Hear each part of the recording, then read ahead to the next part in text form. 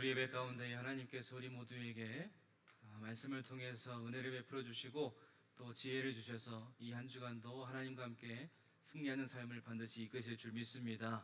이 한 주간도 살아가시면서 우리 할렐루야 창대가 찬양한 것처럼 주님의 그 이름을 날마다 높이며 또 주님의 이름만 찬양하면서 살아가는 이 한 주간 여러분들의 삶이 되시기를 주님의 이름으로 간절히 축복합니다. 여러분, 하나님을 믿는다라는 것은 어떤 의미일까요? 하나님을 믿는다. 하나님을 믿는다라는 게 여러분들에게는 어떤 의미입니까? 누군가에게는요, 하나님을 믿는다라는 게 단순히 죽어서 천국이라는 좋은 것에 갈 수 있게 된다, 이런 의미로 다가오는 분들도 아마 있을 겁니다. 또 어떤 누군가에게는요, 하나님을 믿는다라는 것이요, 죽고 나서까지는 모르겠지만 어쨌든 지금 내가 살고 있는 이 땅, 이 험악한 세상에서 살아갈 때에 뭔가 하나를 붙잡고 의지할 수 있고 위로가 되는 것이다, 이런 의미로 다가올 수도 있습니다.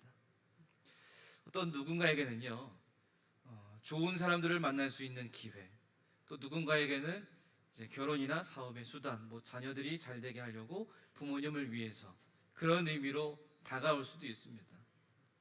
그래서 많은 사람들에게 하나님을 믿는다라는 말을요, 다른 말로 이제 바꿔 말하면 이렇게도 될 수 있을 것 같아요. 교회에 다닌다. 앞서 말씀드렸던 이 모든 것들의 공통점은요, 결국엔 뭐냐면 내가 원하는 무언가를 하나님을 통해서 얻기 위해서 하나님을 믿는다 라고 될 수 있어요. 또 바꿔 말하면 내가 원하는 무언가를 하나님을 통해 얻기 위해서 교회에 다닌다. 단지 이 땅에서 원하는 것인지 아니면은 이 땅을 떠나고 나서 원하는 것인지 그 차이가 있을 수 있겠지만 결국에는 공통적인 거예요.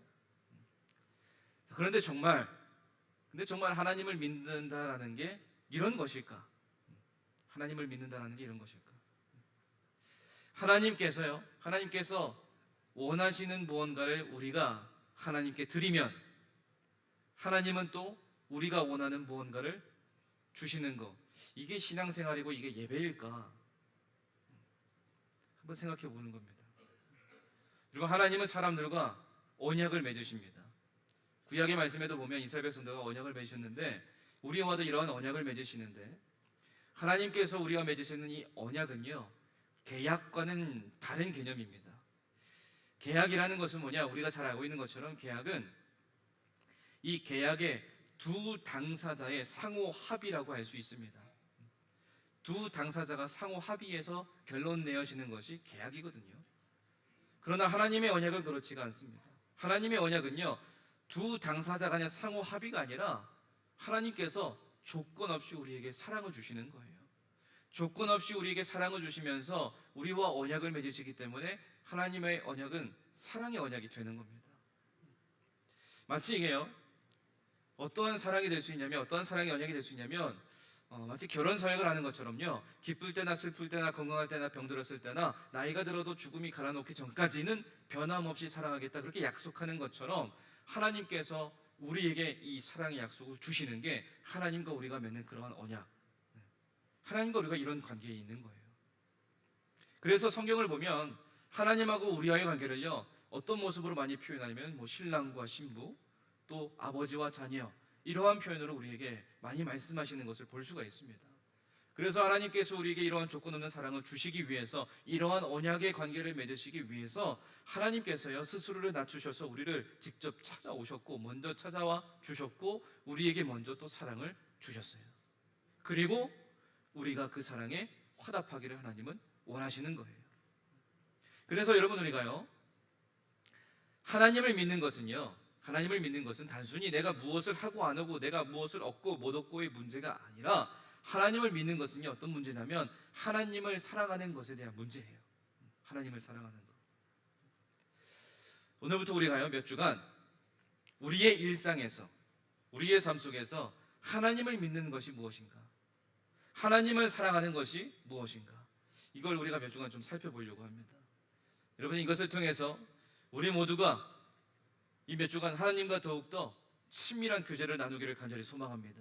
그래서 하나님의 임재가 있는 가슴 뛰는 일상을 여러분들 살아가시면서 하나님의 사람들로 더 그 믿음이 성장해 나가는 그러한 시간들이 되시기를 주님의 이름으로 간절히 축복합니다. 오늘 우리가 읽은 말씀은 시편 63편의 말씀인데, 오늘 말씀의 주인공은 누구냐면요, 다윗입니다. 다윗. 이 다윗이 지금 현재 어디에 있냐면 광야에 있습니다. 광야에. 오늘 1절의 말씀을 다시 한번 보면, 하나님이여 주는 나의 하나님이시라.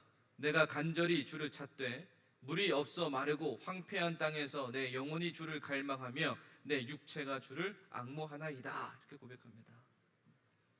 지금 다윗이 이제 광야에 있는데, 이 광야에 있는 이유가 뭐냐면 자신을 죽이려고 하는 원수들, 그 사람들을 피해서 지금 광야에 있습니다.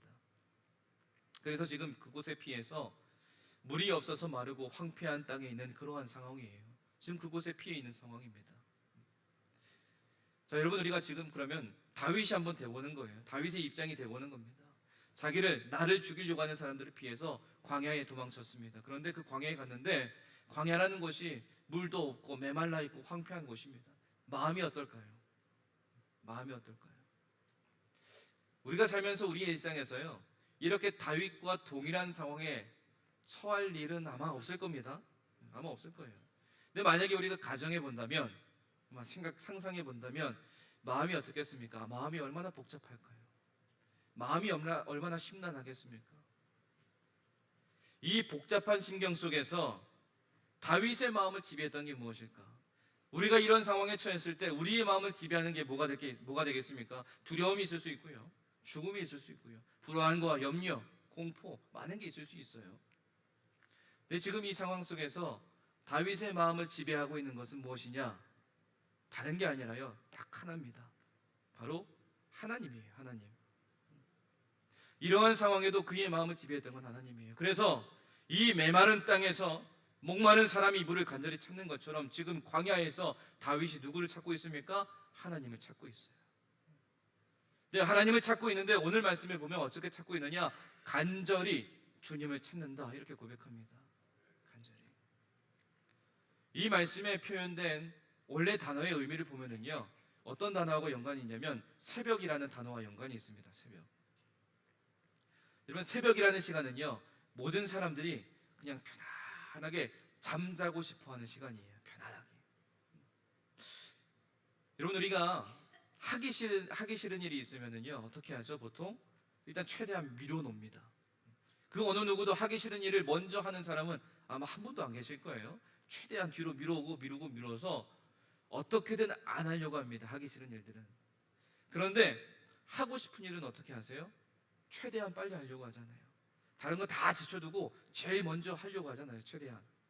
누가 시키지 않아도요, 그럴 필요도 없는데 막 밤늦게까지 합니다. 밤늦게까지 하면서도 새벽같이 일어나서 내가 하고 싶은 일은 그렇게 만사 다 제쳐두고 하는 거예요. 그게 우리들이거든요. 다윗이요, 지금 그런 모습으로 하나님을 찾는 겁니다.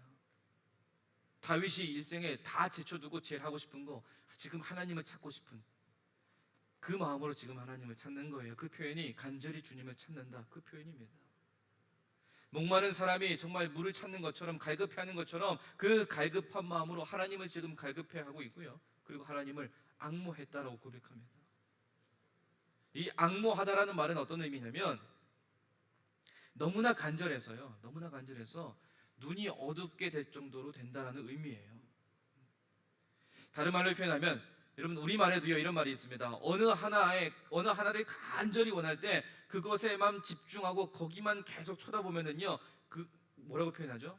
눈에 뵈는 게 없다, 이렇게 표현하잖아요. 눈에 뵈는 게 없다고요. 내가 정말 원하는 거, 거기에 하나에만 집중하면은 정말 눈에 뵈는 게 없습니다. 하나에만 막 집중하면은요, 옆에서 누가 와도요 알아보지 못해요. 느끼지도 못합니다. 정말 눈에 뵈는 게 하나도 없어지는 거예요.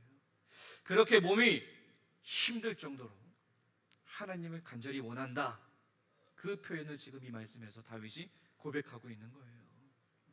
그러면서 지금 자신이 얼마나 하나님을 원하는지, 그래서 자신이 지금 얼마나 하나님을 만나고 싶은지, 지금 그 고백을 이 말씀을 통해서 하고 있어요. 다윗의 상황이 지금 어렵잖아요. 그 어려운 상황에서 하나님을 통해서 무언가를 바라는 게 아닙니다. 무언가를 바라기 때문에 하나님을 그렇게 찾는 게 아니에요. 하나님에게서 얻을 수 있는 어떤 것을 바라보고 있는 것이 아니라 지금 다윗의 마음은요, 그냥 하나님 자체를 원하는 거예요. 하나님 자체를요.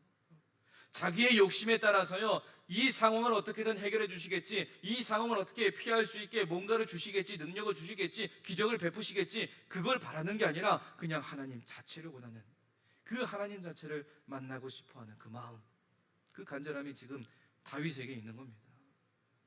그래서 시편 63편 2절의 말씀에서요, 다윗이 자신이 그렇게 할 수 있었던 때, 다시 말하면 정말 하나님 자체를 바라보고 하나님 자체를 만나고 싶어하고 그렇게 했었을 때를 회상하는데, 그때가 언제냐? 2절의 말씀을 보면은요, 내가 주의 권능과 영광을 보기 위하여 이와 같이 성소에서 주를 바라보았나이다, 이렇게 고백합니다. 그때가 언제냐? 바로 예루살렘에서, 성전에서 하나님을 마음껏 예배할 수 있었을 때, 그때를 지금 회상하는 거예요. 다윗은 예배를 통해서 그 예배 가운데 나타나는, 그 예배 가운데 드러나는 하나님의 권능과 영광을 보았고 하나님을 만났습니다.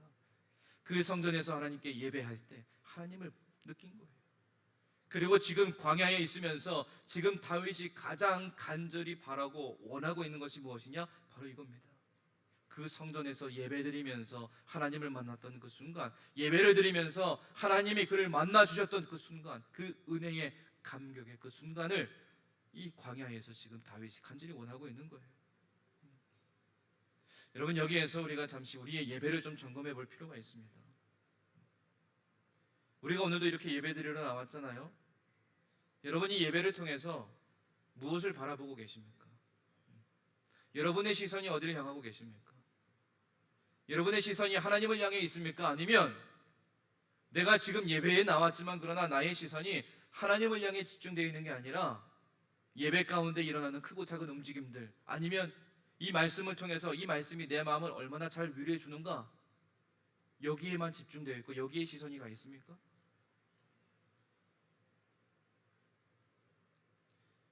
성경을 보면서, 그리고 예배를 통해서 하나님과 깊은 친밀감, 그 하나님과 깊은 정서적인 친밀감을 누리고 있는 사람들을 보면서 점점 더 확실해지는 것은 무엇이냐면, 여러분이 예배야말로 하나님의 임재를 직접적으로 경험하는 길이고요, 이 예배야말로 얼굴을 맞대고 하나님을 만나는 그 친밀한 관계에 이르는 길이다라는 것을 알 수 있는 거예요.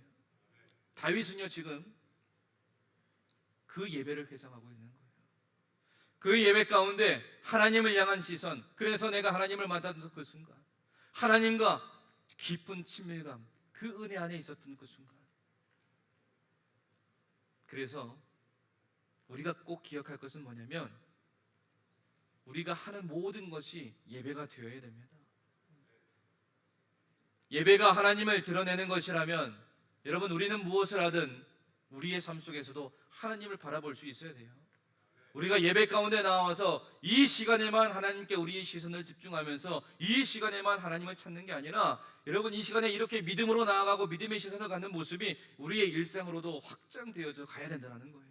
그래야만 우리의 일상 속에서 어떠한 순간에도 다윗처럼 이 예배의 감격을 내가 기억하고 예배의 감격을 내 마음에 품으면서 하나님을 찾을 수 있는 믿음의 고백이 먼저 나오게 될 수 있다는 거예요.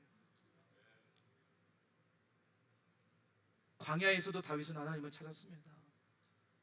그 어렵고 힘든, 정말로 혼란스러운 그러한 상황 속에서도, 그 광야에서도 다윗은 하나님을 간절히 찾았어요. 그렇게 찾을 수 있었던 것은 무엇이냐? 하나님을 만나고 싶었으니까요. 여러분, 이게 하나님을 사랑하는 사람의 모습입니다. 여러분은 어떤 선택을 하시겠습니까? 광야 같은 인생의 길을 살면서 하나님을 예배하는 자로, 하나님을 너무나도 만나고 싶은 그 간절함, 그 목마름을 채우는 은혜를 사모하면서 살아가시겠습니까? 아니면 그곳에서 어떻게든 살아남을 방법을 찾아서 세상의 원리를 따라 이 세대를 본받는 자로 살아가시겠습니까? 선택의 문제입니다, 여러분.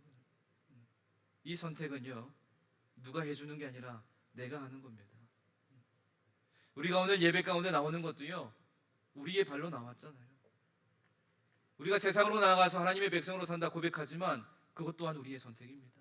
하나님께서 도와주시고 성령님 도와주시고 능력 주시고 세임 주신다고 해서요 자연스럽게 되는 게 아닙니다. 내 의지가 있어야 돼요.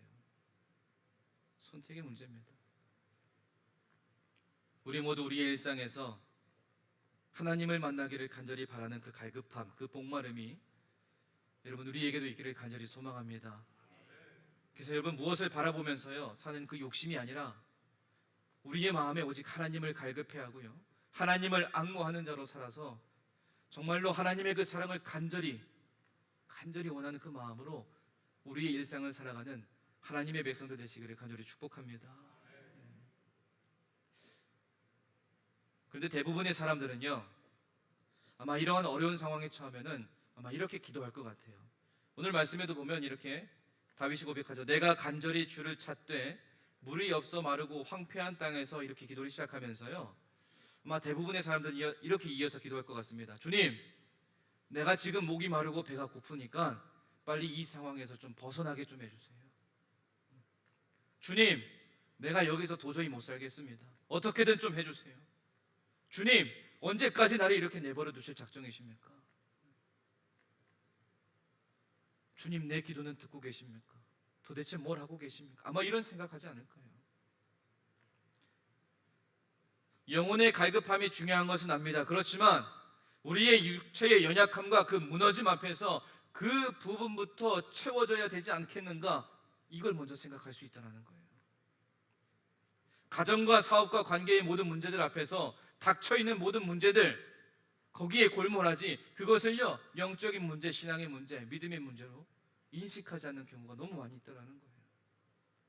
그러다 보니까 그러한 문제들 앞에서 하나님을 찾는 게 아니라 그러한 문제들 앞에서 세상의 방법을 찾고 그러한 문제들 앞에서 다른 욕심을 찾는 거예요.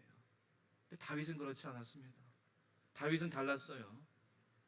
지금 다윗에게도요 당장 하나님께 구해야 될 수많은 문제들이 있습니다. 첫 번째 어려움이 뭐예요? 지금 다윗을 죽이려는 자들이 있잖아요. 그 어려움이 있어서 지금 피했잖아요. 근데 피했는데 두 번째 어려움이 뭡니까? 광야로 도망갔습니다. 광야에서 지금 어떻게 하고 있습니까? 메말라 있는 땅, 황폐한 땅, 그 땅에서 하나님께 구할 게 얼마나 많이 있습니까? 그리고 다윗이 지금 광야로 계속해서 도망갑니다. 깊은 숲으로 계속 도망갑니다. 그런데 중요한 건 지금 다윗이 혼자만이 아니잖아요. 다윗 곁에는 다윗을 따르는 자들이 있습니다. 함께 지금 광야로 도망가는 거예요. 이들에게 있어서 제일 시급한 문제가 뭐예요? 먹는 문제입니다. 먹어야 살 수 있잖아요. 먹어야 도망갈 수 있잖아요. 이스라엘 백성들이 출애굽 당시에 광야에서 하나님이 만나와 메추라기를 내려주셔서 하루하루를 먹고 살았습니다. 근데 지금 이 상황에 하늘에서 만나와 메추라기가 쏟아져서 하나님이 주시는 상황도 아니잖아요. 이게 제일 큰 문제였습니다. 그리고 또 다윗에게 어떤 문제가 있느냐? 어디를 어떻게 가든지 항상 무슨 염려가 있냐? 어디로 어떻게 또 도망을 가야 되는가? 어디로 어떻게 가서 또 숨어야 되는가? 이런 염려와 걱정이 계속 다윗에게 있습니다. 이런 고생을 하고 또 오랜 세월을 간절히 기도하면서 지냈는데 그렇게 지냈으면 하나님이 무슨 반응이라도 보이셔야 되는데 하나님은 잠잠하시고 하나님은 움직일 생각도 안 하시는 것처럼 보일 때가 있어요. 언제쯤 응답을 주실까? 하나님이 언제쯤 응답을 줄게 이렇게 기약이라도 주시면 마음이 좀 편할 텐데 그런 것도 없고 하나님이 어떤 사인이라도 주시면 좀 마음이 편안해질 텐데 그렇지 않은 상황이 계속 지속이 되면 어떻습니까? 아무리 다윗이라도 지치지 않을까요? 아무리 다윗이라도 낙심하지 않을까요? 절망감이 들기 시작할 수도 있습니다. 처음에는 열심히 주님을 찾고 부르짖고 간절히 주님을 찾으면서 기도하다가도 점점 이런 시간이 계속되면 기도도 다 부질없는 거구나. 하나님이 내 음성 듣지 않는구나. 하나님 나를 외면하시는구나. 점점 힘이 들고 괴로워지고 하나님이 나를 외면하시는 것 같아서 서운하고 섭섭하고 그래서 하나님을 향한 그 마음이 조금씩 떠나기 시작할 거예요. 그 마음이 점점 하나님을 외면하기 시작할 겁니다. 믿음을 가지고 하나님께 앞으로 전진하는 믿음으로 살아야 되는데 그렇지 못하고 그냥 그 자리에 믿음을 내려놓고 뒤로 물러나는, 그러다 보면 결국에 하나님을 등지기 시작할 거예요. 그래서 깊은 영적인 침체에 들어가게 될 겁니다. 여러분, 다윗은요, 광야에서 이 사망의 음침한 골짜기를 지나는 것 같은 깊은 절망과 좌절의 세월을 보내야만 했습니다. 이런 상황을 보내는 다윗이요, 무언가를 깨닫게 됩니다. 그가 무언가를 깨닫느냐? 지금 당장 모든 문제가 해결되고 모든 필요가 채워진다고 해도 내 영혼이, 내 이 목마른 영혼이 주님을 느끼지 못한다면 결코 평안과 만족을 이룰 수가 없다는 것을 깨닫게 됩니다. 그래서 다윗은요, 이렇게 고백해요. 시편 63편 3절의 말씀에 보면 주의 인자하심이 생명보다 나음으로 내 입술이 주를 찬양할 것이라, 이렇게 고백합니다. 일반적으로 사람들이 생명보다 귀하게 여기는 건 없습니다. 아마 모두 동일할 거예요. 대부분의 사람들이 할 수만 있다면 생명을 어떻게든 보존하기 위해서 정말 노력합니다. 왜냐? 아무리 돈이 많으면 뭐예요? 생명이 없으면 끝입니다. 아무리 누릴 게 많으면 뭐예요? 생명이 없으면 끝이에요. 근데 지금 다윗은 뭐라고 고백합니까? 생명보다 주의 인자하심, 주님의 한결같은 사랑이 생명보다 더 소중하다, 이렇게 고백합니다. 여러분, 우리에게도 이러한 믿음의 고백이 날마다 넘쳐나기를 소망합니다. 우리의 영혼이 하나님의 은혜로 말미암아 만족을 누리지 못하면 여러분, 우리의 삶에 하나님이 주시는 행복은 없습니다. 우리는 영적인 존재이기 때문에 여러분, 우리의 영혼의 소원은 오직 한 가지, 하나님의 은혜를 받는 것이고 하나님의 은혜를 느끼고 경험하는 것이 되어야 돼요. 다윗이 광야에서 기쁨으로 하나님에 대한 사랑을 이렇게 표현했던 가장 근본적인 이유가 무엇이냐? 바로 하나님의 인자하심 때문입니다. 여러분, 하나님의 인자하심, 하나님의 한결같은 사랑, 다시 말하면 하나님의 변하지 않는 사랑이 날마다 그와 항상 함께 있기 때문에 그 상황 속에서도 생명보다 주의 인자하심이 더 낫다 찬양하는 거예요. 그에게 보이신 하나님의 사랑으로 말미암아서 그 광야에서 그가 무엇을 갈급해야 하는지 올바른 선택의 방향을 할 수 있게 되는 거예요. 여러분, 첫 번째는 선택의 문제입니다. 그리고 두 번째는 뭐냐? 선택의 방향이에요. 선택의 방향. 여러분, 우리도 하나님으로 인해서 온전히 기뻐하며 찬양할 수 있는 이유가 바로 여기에 있습니다. 하나님의 사랑이 생명보다 낫기 때문입니다. 여러분, 우리가 지금까지 살면서요, 하나님의 사랑을 얼마나 많이 받았습니까? 어제도 하나님의 사랑 받으셨을 것이고 그제도 하나님 사랑 받으셨을 거예요. 오늘도 하나님 사랑 받으셨을 거예요. 지금까지 살면서 받은 하나님의 사랑을 기억해 보세요. 어떨 때는 요만큼 주시고 어떨 때는 이만큼 주셨습니까? 아닙니다. 하나님은 동일하게 하나님의 한결같은 사랑을 우리에게 날마다 베풀어 주셨어요. 그래서 우리가 고백할 수 있는 것은 무엇입니까? 여러분, 하나님의 사랑은 변하지 않습니다. 믿으세요? 하나님의 사랑은 변하지 않으세요. 어제나 오늘이나 영원토록 한결같이 우리를 사랑해 주시는 분이 바로 하나님이신 줄 믿습니다. 문제는 우리가 이것을 얼마나 그렇게 소중히 여기고 사느냐라는 거예요. 눈에 보이는 것들이 우리를 유혹하고 속이려고 할 때 여러분, 우리는 오늘 다윗처럼 하나님을 바라볼 수 있는 믿음의 사람이 반드시 되어야 됩니다. 하나님을 만났던 그 예배의 감격들을 기억하면서 하나님이 내 삶 가운데 동일하게 한결같이 베풀어 주셨던 그 사랑의 감격을 기억하면서 그 사랑 안에서 하나님의 권능과 영광을 보고 또한 그런 하나님의 능력을 더욱더 바라보기 위해서 날마다 노력하는 믿음의 사람이 반드시 되어야 된다는 거예요.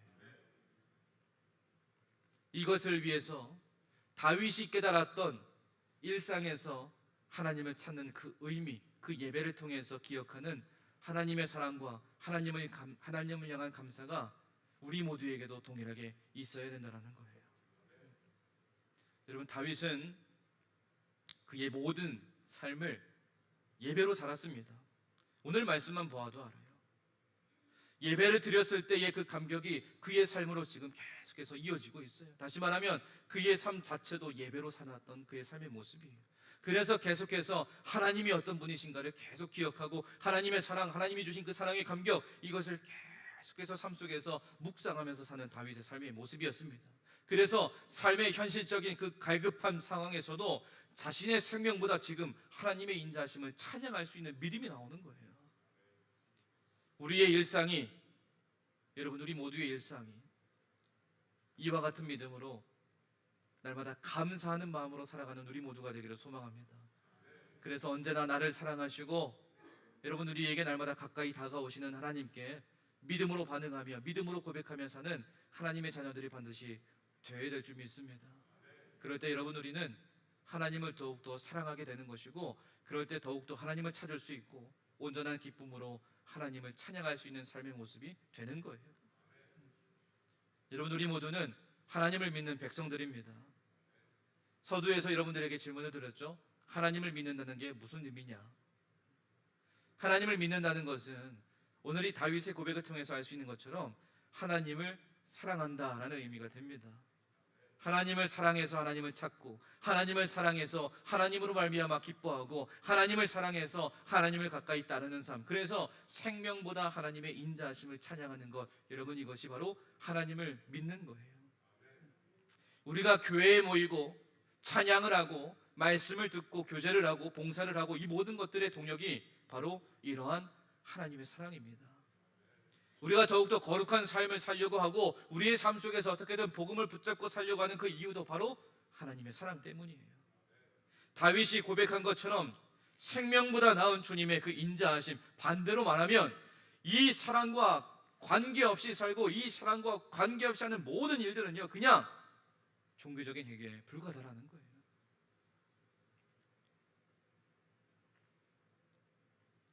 다윗이 광야에서 하나님을 간절히 찾았던 것처럼 여러분 우리도 우리의 일상에서 하나님을 간절히 찾으며 살기를 소망합니다. 하나님 한 분만으로 만족하고 하나님께 딱 붙어서 떨어지지 않으려고 노력하는 삶을 살아내시기를 바랍니다. 그러하기 위해서 여러분 우리가 해야 될 것은 하나님을 계속해서 기억해야 돼요. 하나님의 말씀을 계속해서 묵상해야 됩니다. 생명보다 나은 하나님의 사랑을 더 깊이 깨달을 때 우리는 더 하나님을 사랑할 수 있게 되는 거예요. 그러면 우리가 이렇게 다시 모일 때, 그리고 다시 우리의 삶으로 돌아갔을 때 우리는 생명보다 나은 하나님의 사랑으로 인해서 즐거워하고 진정으로 하나님을 예배할 수 있는 예배자의 삶을 살아낼 수 있는 겁니다. 우리의 영혼이 목마를지라도 그 목마름이 오직 주님의 은혜로 채워지고 해갈되는 은혜를 날마다 누리는 우리 모두가 되기를 소망합니다. 그때 여러분들이 서 있는 그곳이 바로 광야일지라도, 비록 척박한 땅일지라도, 고난일지라도 주님이 우리 안에 계시면 그곳이 주님의 날개 아래가 되는 거예요. 근데 여러분 상황이 여전히 변하지 않을 수도 있습니다. 여전히 괴로울 수도 있어요.